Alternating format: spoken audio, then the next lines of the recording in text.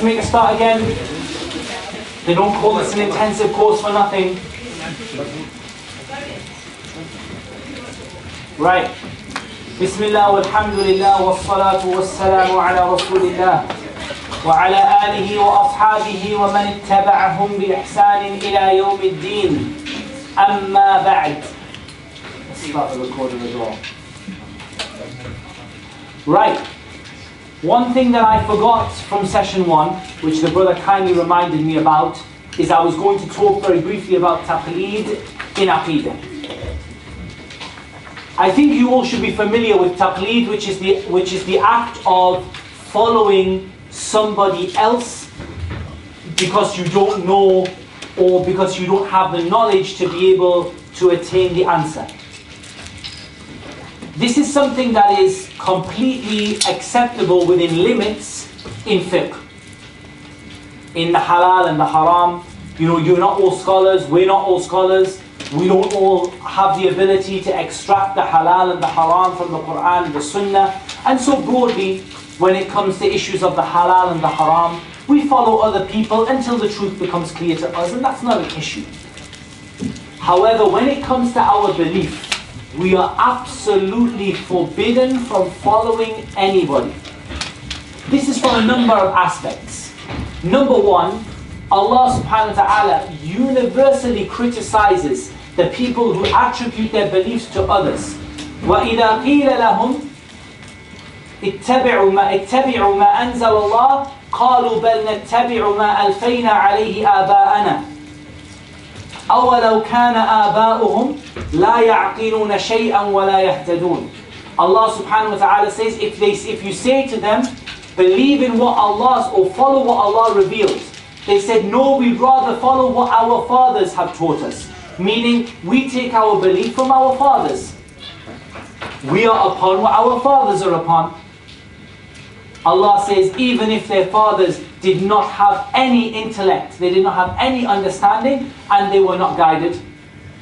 So it is not allowed for us to say that my belief or my parents' belief, my belief is what my sheikh believes. Our belief is taken from the Quran and from the Sunnah and from the consensus of the scholars. And yes, I can help you to understand your belief, but I can't give you your belief like I can give you a ruling on the Salah or the Zakah or the Hajj. Because this is what you are going to stand in front of Allah and argue about on the Day of Judgment. Yes, in the prayer you can say, I raised my hands because my shaykh told me it's the Sunnah and I didn't find any evidence against it. No problem. But you cannot come to Allah subhanahu wa ta'ala on the Day of Judgment and say, I worshipped an idol because my father worshipped an idol. Or because my shaykh told me there's nothing wrong with it. In Aqidah, you have to understand the issues and you have to take your own opinion and your own position on the issue. And there are many, many ayat in the Quran that confirm this. There are many ayat that criticize those people who attribute their belief to others. Or they say, this is what we found our fathers doing. This is what we found our ancestors doing. This is what we have been commanded to do. And Allah subhanahu wa ta'ala criticizes them. Our belief has to be for us individually. Because that is what you are going to face Allah subhanahu wa ta'ala with. That's not to say you can't learn from somebody. That's not to say you can't write down what I say and take some benefit from it. But your belief is what you hold to be true, not what I hold to be true. And so in belief, there is no taqleed, and this is a matter of consensus of the scholars, and there isn't a disagreement in this. So the scholars have reached a matter of consensus that following or blindly following people in your core beliefs is not allowed. As opposed to the disagreement that exists in the halal and the haram. Some of them allow complete blind following, some of them allow blind following to a certain amount, some of them don't allow blind following at all. That's a disagreement. But when it comes to belief, our aqidah, our creed, there is no disagreement that your creed has to be your own, and you have to come to your own conclusions, and you have to understand the reasoning behind it. You can't say, well, I was a Muslim. Why, if Allah comes to you on the Day of Judgment and says, why did you submit to me in Islam? Well, my mum told me I had to. That's not an acceptable answer. You have to understand your deen. Otherwise, when the angels ask you the questions in the graves, who is your Lord and what is your religion and who is this man that was sent amongst you, you will not know the answer. So that wraps up the issue of taqlid. In session 2, we're talking about two things.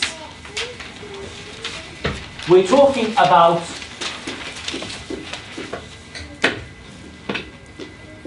La ilaha illallah. La ilaha illallah, which we will define as in a moment.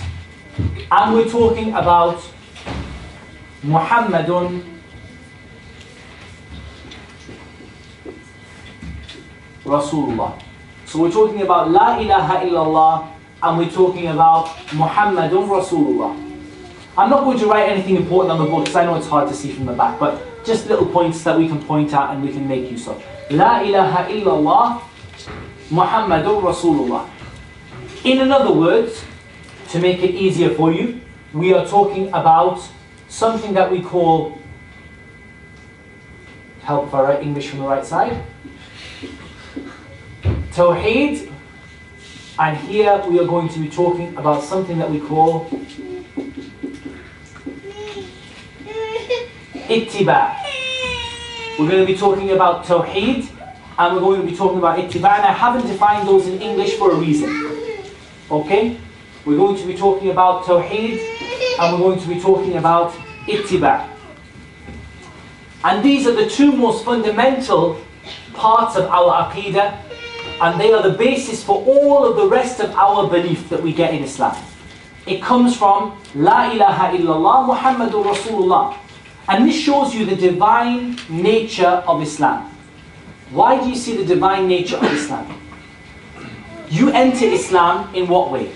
You enter into the religion of Islam by saying La ilaha illallah Muhammadur Rasulullah. So how amazing is it that by saying those words, you essentially put down the foundation for the rest of all of the beliefs that you're going to hold in Islam. Because these two phrases correspond to the most fundamental beliefs that a Muslim holds. And they can be summarized in two words, and I mention them in Arabic because I'm going to define them in English. Tawheed and Ittiba. Tawheed and Ittiba. And Tawheed means something like declaring the oneness or unification or declaring something to be one. And Ittiba means following, if that helps you to understand. So Tawheed, we'll call it monotheism.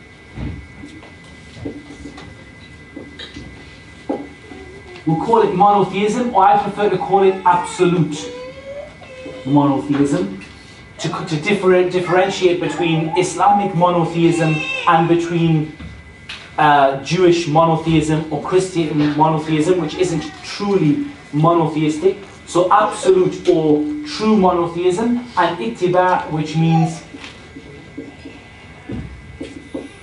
following.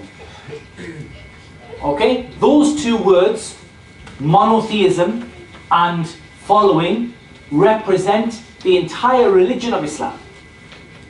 And they represent the foundation for all of the beliefs that we hold. So let's have a look at this word, La ilaha illallah. La ilaha illallah. Just put this in context. When the Messenger of Allah sallallahu alaihi wasallam said that he was a prophet, and he called his people to Islam, the only thing he talked about was La ilaha illallah. That's it. He used to walk through the streets of Makkah saying, Ya qawmi, kulu la ilaha illallah tuflihu. Say La ilaha illallah and you will be successful. So he used to walk around the streets of Makkah. Just walk around saying, people, say La ilaha illallah, you will be successful. Or people, say La ilaha illallah, you will be successful. This word, or this phrase, made many hundreds of people turn to Islam, and this phrase made many hundreds of people declare their enmity towards Islam. Just one phrase.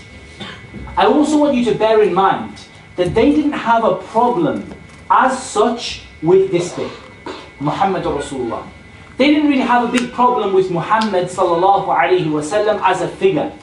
They didn't have a real issue with Muhammad sallallahu alaihi wasallam as a person. Really, Quraysh said, if you want to be a king amongst us, you can be our king.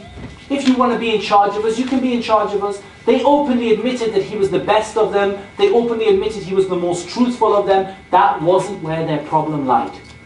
So we see that Quraysh didn't really have a major problem believing this. But their problem believing this was because this figure, Muhammad sallallahu alaihi wasallam, kept calling to this. So they said to him, we will accept this bit if you drop this bit. That's essentially what they said to him in the early days of Islam. They said, if you're willing to drop this, we're willing to accept this. We're willing to call you whatever you want. You can be our king, you can be our ruler, you can tell us what to do, you can tell us where to go. Just drop this bit here. So what was this thing that caused the people such an upset and such a huge event in the history of mankind that led to fathers and brothers fighting against each other and led to a huge upheaval in the Arabian Peninsula and in fact in the whole world? All of it came down to this. La ilaha illallah. To understand the context of this, I want you to understand the situation of the people of the time of the Prophet sallallahu alaihi wasallam. And there are certain key points that I want you to understand, and you're going to get this very quick, because normally I talk about this alone in a day, but we're going to talk about this in about 20 minutes, so you're going to get this in a very summarized form. The people at the time of the Prophet sallallahu alaihi wasallam were people who believed in one supreme God. That might sound confusing to you. You may not have heard that before, but that's undeniably true. They believed in one supreme God. And they believed that God was Allah, called Allah. So they believed in one supreme God, and they believed that that God was called Allah. They believed that Allah was the creator. So let's make a note here. We have the belief of the polytheists, the non-Muslims. So they believed in Allah, and they believed Allah was the creator. They believed that Allah was the sustainer. They believed that Allah was the only one to answer prayers in desperate need.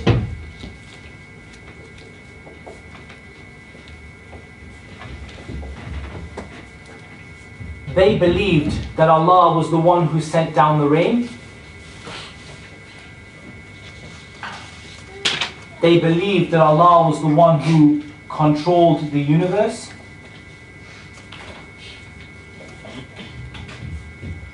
And so on and so forth. Now a lot of you, if you're paying attention, might be looking at that and thinking, what's wrong with that? The answer is absolutely nothing yet. Because we haven't got onto the flip side of their belief yet. These were the positive things about their belief. They believed that Allah was the creator. وَلَئِن سَأَلْتَهُمْ مَنْ خَلَقَ السَّمَاوَاتِ وَالْأَرْضِ لَيَقُولُنَّ اللَّهِ. If you say to them, who created the heavens and the earth? They will say Allah. If you ask them, who created the heavens and the earth? And who sends down the rain from the sky? And who brings out the life living from the dead and the dead from the living? And who controls the universe? They will say Allah. So again, life and death, they believed were in the hands of Allah. Life and death. So what was the flip side of their belief? Where did they go wrong? They believed in idols. First question, who were these idols? Give me some examples of some of the idols they believed. I don't want names, I want where they originally, what they actually were.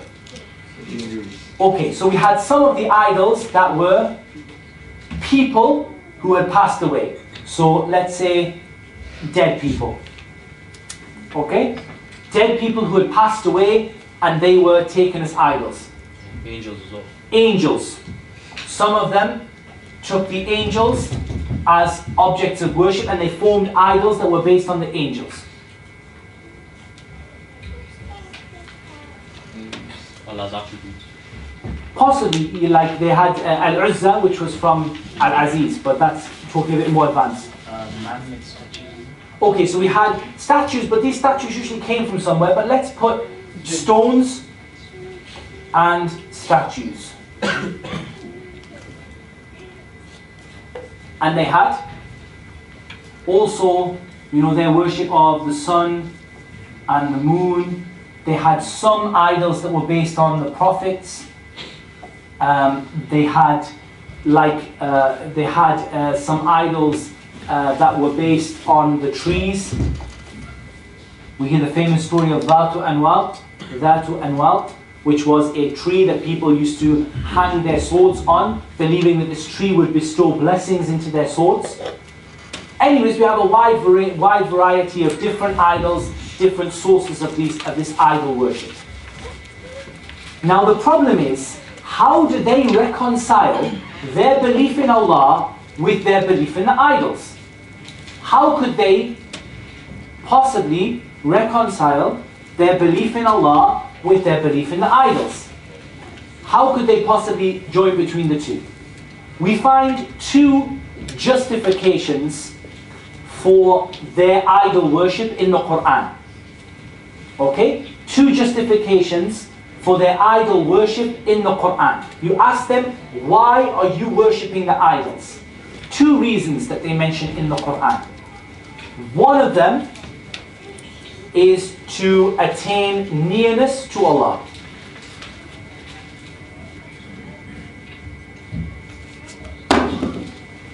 And in this you can put in brackets as Zumar, because it is in the beginning of Surah Al-Zumar that they talk about this. مَا نَعْبُدُهُمْ إِلَّا لِيُقَرِّبُونَ إِلَى اللَّهِ زُلْفَى. We worship them in order for us to get near to Allah. What was the other argument that they used for worshipping these idols? They didn't have the taqlid. We'll talk about that in a moment, but what was the other in the Quran?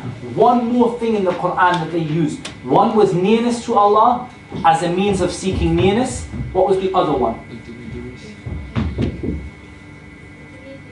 Okay, we've had two people say intermediaries. That's good enough. Intercession. Intercessors or intermediaries? What's the concept of intercession or intermediaries? It's the concept of going to Allah through somebody else. So they said that the reason we worship these idols is for these idols to pass our dua to Allah. Meaning we're not good enough to worship Allah on our own. Therefore, we use these idols to worship Allah through them as intermediaries, as the brother and the sister said, and as intercessors, which is the word used in the Quran, and I'll give you the reference for that in a moment. إِنَّمَا هَؤُلَاءِ شُفَعَاؤُنَا عِنْدَ اللَّهِ. These are our intercessors with Allah. These are going to go to Allah, and this prophet is going to beg Allah to forgive me, so I make dua to him to ask Allah to make him forgive me. This tells us from the Quran, this is purely from the Quran, this is not from history, this is not from my own opinion, this is purely from the ayat of the Quran, nothing else. This is how Quraysh used to be. What did La ilaha illallah tell them to do? Now, I'm going to start by telling you what La ilaha illallah didn't tell them to do. First of all, let's look at La ilaha illallah and let's draw a line just about there, down the middle. We have part 1 and we have part 2. Part 1 is what we call negation. Or in Arabic, we call it nafi. Arabic is easier in this than English. We call it nafi, negation. We're saying that something is not true. What are we negating? We're going to come back to that in a moment. In part 2, we are doing what we call ithbat. We're affirming something. So in part 1, we are saying something isn't true, and in part 2, we're saying that something is true. And in a moment, we're going to look at what happens if you do one and not the other. But first, we have to understand what each word means. So la means no, illa means except, Allah means Allah, so that's not difficult. La means no, and illa means except, and Allah means Allah. So what does this word ilah mean? And this is critical to your understanding of this module that we're doing now. What does this word ilah mean? We have two options or two theories, and we're going to study these theories in the light of what we know about the people of Quraysh. The first theory put forward by some people is that the word ilah means creator, sustainer, provider. We know it means God, but let's just sort of say, what is God is the question. What is the word God? So some people said creator, sustainer, provider. What's the problem with that opinion? It goes with the... It matches the opinion of the mushrikeen of Quraysh 100%. So the people of Quraysh who believed that Allah was creator, sustainer, the only one who answered prayers, then sent down the rain, controlled the universe, life and death. It doesn't, why would Quraysh have such a problem with La ilaha illallah if this was the meaning? I put it to you that in the Quran, and in fact in the language of the Arabs, and even in the English language, the word God does not always mean a creator. Yes, we attribute creation to God generally, but the word God, if I say the Hindus believe in approximately 6 million gods, are these 6 million gods all creators of the universe? According to Hinduism, no. Many Hindus have said to me, I only believe in one God. And they've said what you call 60 million gods or 6 million is 6 million intercessors who take me to God. So what is a God? Any kind of God, false or true. A God is something which is worshipped. So here we have the second opinion, which is an object of worship. And in reality, this is a very good definition for the word God. Because what makes a person a God? When you say, you know, you've set yourself up to be a God. You think you're a God. You think you're God. Any of these kind of statements, what do they mean by the word God? They don't mean that you've said you created the universe, or that you said that you send down rain from the sky. They mean that you have attracted others to worship you. That is the essence of the word God. And that is the essence of the word ilah in Arabic. The word ilah is something which is worshipped, in truth or in falsehood. Now, what does this mean for our phrase that we have here? La ilah means there is no God. God is something which is worshipped. There is no object of worship. Illallah, except Allah. So we're negating everything that is worshipped, and we're affirming the worship of Allah alone. What's the problem with that translation? There is no object of worship except Allah.